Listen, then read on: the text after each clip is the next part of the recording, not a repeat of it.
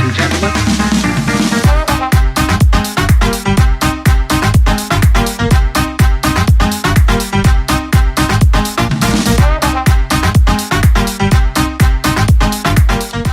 Hey, what's going on, everybody? It's your boy Will, and I'm here to do a spoiler review for the first two episodes of Obi-Wan Kenobi that have just premiered on Disney Plus on this Friday, the beginning of my vacation.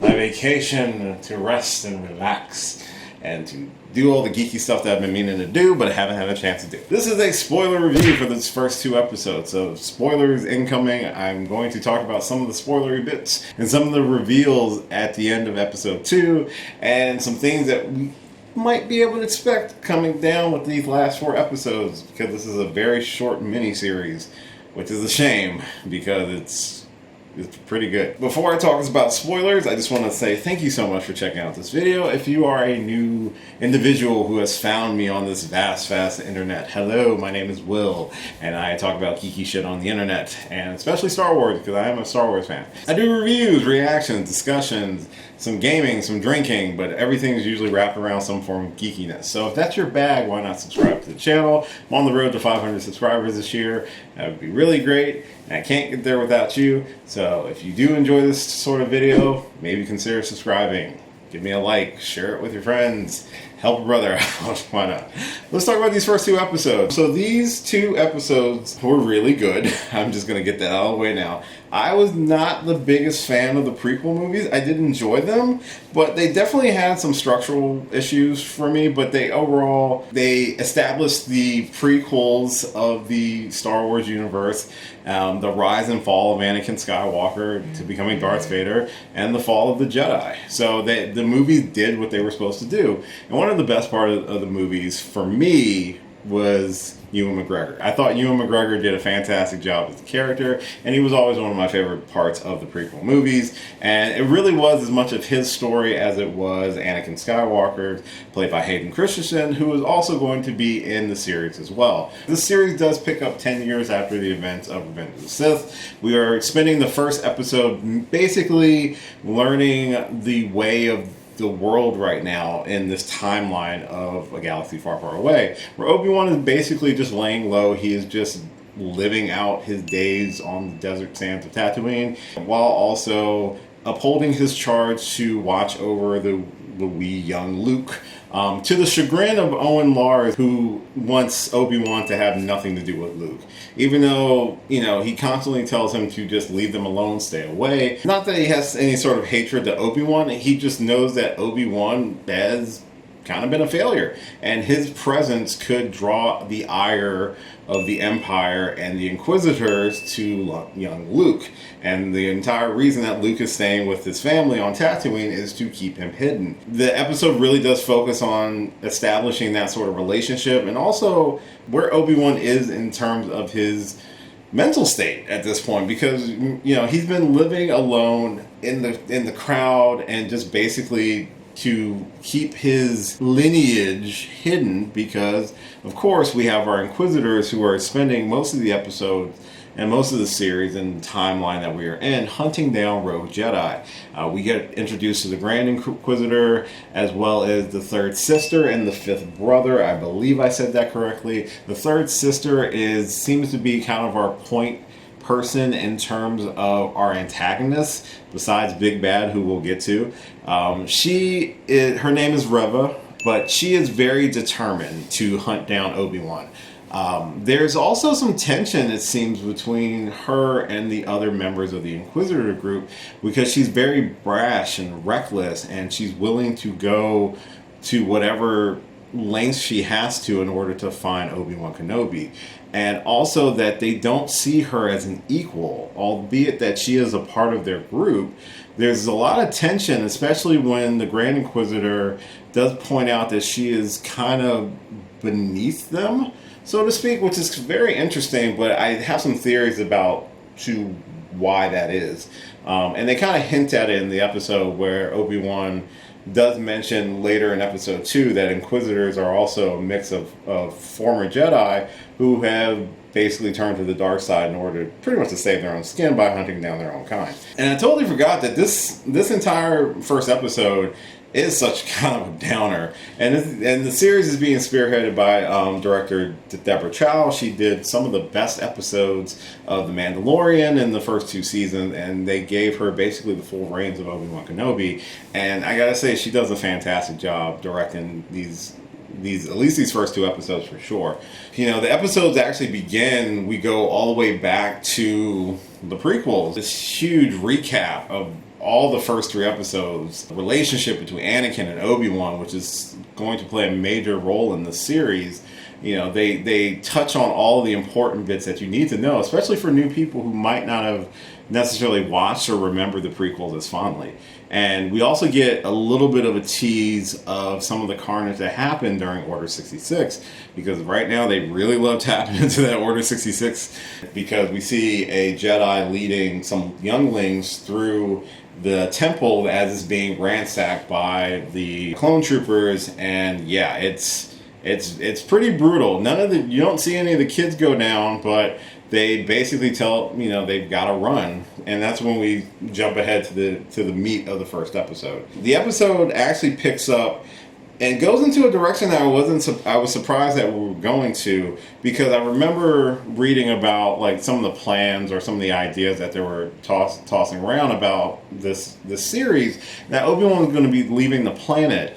And it seemed very weird because we always just assumed that Obi-Wan was on the planet, but he does have a legitimate reason, and I think it's a very smart way that they've tied in not only Luke but Leia into this series as well. If you are unaware, which is very surprising if you're unaware of this, she was sent to live on Alderaan with Senator Bail Organa, and as her own form of hiding. And we get to see, I don't know the child actor's name, but she's portraying a young Leia in the series, and she is a spitting image of Carrie Fisher, and it was very surprising, but I was very happy with her performance. She does give off that sort of brashness and that stubbornness that the character of Leia, you know, especially in the original trilogy, displayed at such a younger age.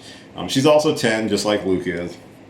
But she is kidnapped from her home planet at the behest of the third sister, aka Reva, who is trying to hunt down Obi-Wan. And knowing that that there was some past relationship between Organa and Kenobi, she exploited it by kidnapping, or having a group of mercenaries kidnap Leia, forcing Bail to seek assistance from Kenobi, who does not initially choose to help.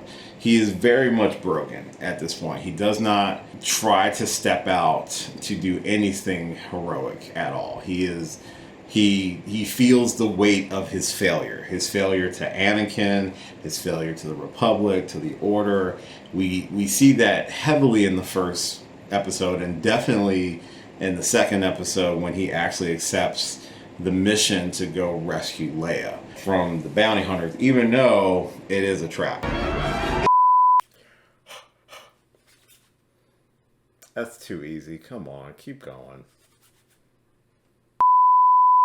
Episode 1 ends with Obi-Wan going to the desert to recover his and Anakin's lightsaber, or at least just his own, in order to accept the mission from Bail Organa, who actually came to Tatooine pleading with him. That was the kick in the ass he needed in order to get off of Tatooine. Episode 2 spends most of the episode with Obi-Wan trying to track down the whereabouts of Leia and how to rescue her, and encounters Kumail Nanjiani's character, who is a supposed Jedi. He's not. He's a scam artist using that in order to try to make some credits, but also still kind of helping people. So he doesn't necessarily seem to be a bad guy. He's just a guy like most people trying to survive in this sort of darkest timeline of the Star Wars universe. He eventually does find Leia, but it also has to duck and dodge Inquisitors and bounty hunters, because Reva is super hardcore with trying to find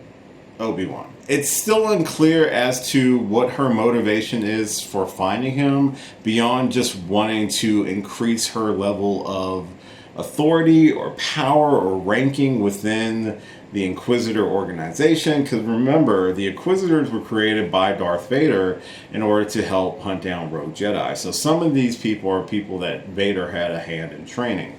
It's unclear, though, why she is so obsessed with Obi-Wan.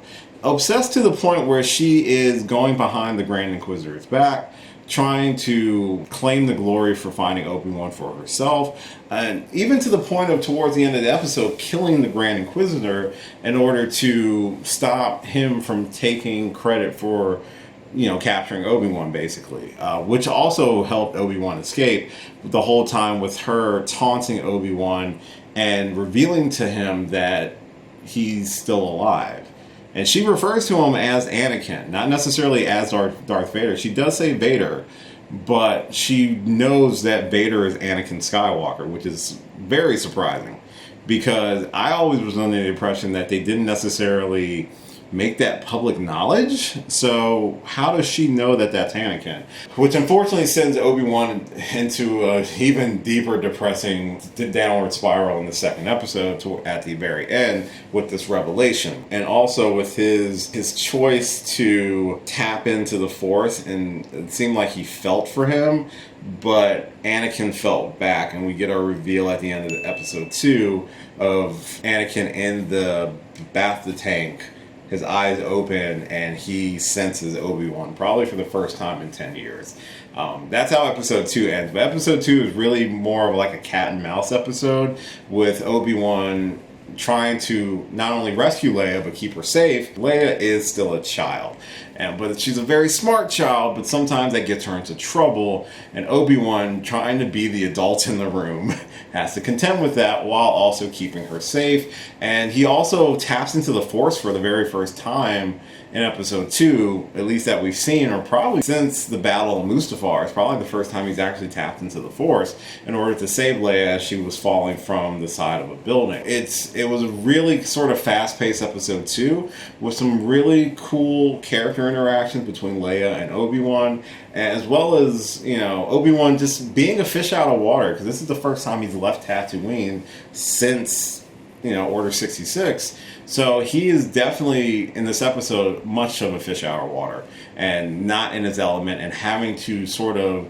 rediscover that side of himself. So these first 2 episodes were really exciting and surprisingly paced very well. I was concerned, like a lot of the series have been with the shorter runs. Both of these episodes were just under 60 minutes, so I felt like they had a lot of time to breathe. We got a lot of time in the first episode to kind of sit with Obi-Wan and really get a sense of the weight of his failures, the weight of his loss, dealing with how the world is, basically. He's encountered by another Jedi who was being hunted by the Inquisitors at the beginning of episode 1, and he basically had to turn his back on this guy. He basically had to tell him, like, hey, we're done. The fight's over. We lost. Just live a normal life.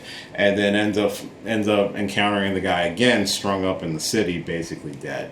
Pretty heavy on the action part in episode 2. Like I said, episode 1 is a lot slower of an episode, but it definitely does a lot more to establish the current state of the galaxy, the relationships Obi-Wan has with Owen Lars, and that rift, how much Lars wants nothing to do with him, but also didn't sell him out when he was encountered by Reva in the street in episode 1. But even though Owen claims he didn't do it for Obi-Wan, he obviously did it for Luke, because if Obi-Wan's captured, it could potentially draw the Inquisitors, or even worse, it could draw Vader to Luke, and Owen's main concern is Luke.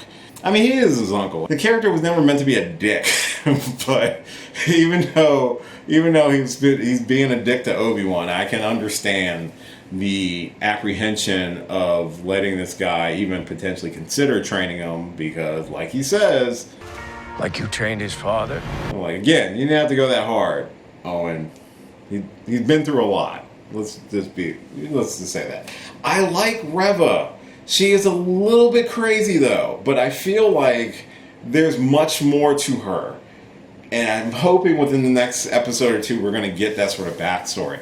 I do have a theory, though. She must have been like a Padawan or something during the events of Order 66. I'm even thinking she might have been one of those younglings that we saw at the beginning of episode 1 that are being chased through the temple, who were protected by their master until the master was gunned down. I'm wondering if she somehow is one of them, and maybe she, between her interactions with, because she must have had some interaction with Vader, between her interactions with Vader, and maybe they use the idea that Obi-Wan is responsible for some of this. It has to be something like that. She has to have been someone close to, or if not, maybe even trained by Vader. Because how would she know that that's Anakin unless she found some information? But I was always under the impression that once the Empire took over and once Vader became Vader, a lot of the records of him being Anakin Skywalker were basically expunged. That was always my theory on the subject, but maybe I'm just completely wrong. I mean, she is so bold as to have killed the Grand Inquisitor. I'm pretty sure she's going to blame that death on Obi-Wan, just because nobody else was up there. And then if they find out that she killed him, obviously that will put her in some freaking hot water as well. So there's a lot happening in such a short 2 episodes. I thought the story structure was great. I thought including Leia in this, but making it logical as to why she would have been even in the situation, to force Obi-Wan to come out of hiding. It makes total sense. That's something I always love, is when a story makes sense. And I think it's only going to be for these first 2 episodes, and obviously I think we will be eventually getting a confrontation between Obi-Wan and Vader. They've touted it, they've talked about it. I'm curious if we're going to get some sort of additional flashbacks to maybe some time when Obi-Wan and Anakin were, in the midst of the Clone Wars, something that we might not have even seen during the animated series. I'm very curious if we're going to get something like that, because, and watching interviews between Ewan McGregor and Hayden Christensen is so excited to be back, and I'm actually very happy for him. He wasn't necessarily my favorite in terms of the prequel trilogy, in terms of his performance, but I thought for the source material and what he was given, he did a good job. He did what he needed to do in the series. So I'm excited to see what he'll bring to portraying Vader. And I'm assuming they're going to use his voice. I am excited for these next 4 episodes. I think it looks great. And in all fairness, I felt like Boba Fett was kind of a disappointment.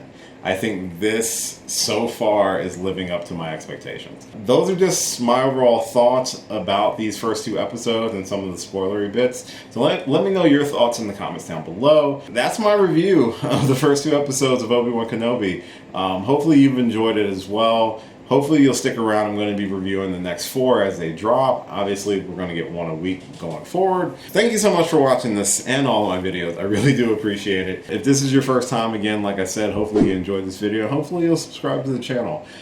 You can follow me at all the different social media that's listed at the end of this video. But yeah, like, share, subscribe, all that fun stuff. I will look forward to talking about episode 3 next week. And until next time, I will catch you later. Hey, thanks for watching this video. If you did like this video, why not give me a thumbs up and share it with your friends? You can subscribe to the channel by clicking on my gorgeous little face right over there. You can follow me on all the various social media platforms right below. And last but certainly not least, if you've got a few extra minutes, why not check out one of the lovely videos floating right over here. Later.